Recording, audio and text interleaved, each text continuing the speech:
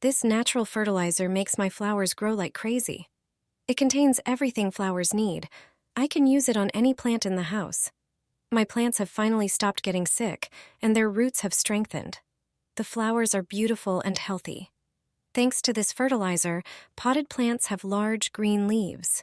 It increases the number of buds and shoots in flowering plants.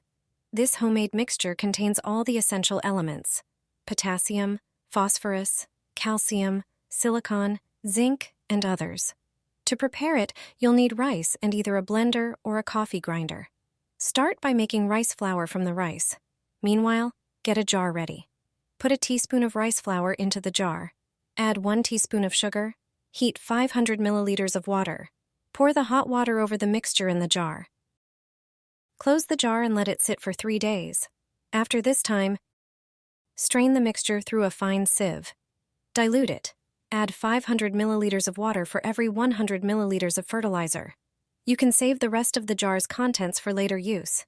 Now, water your plants with this mixture and wait for the results.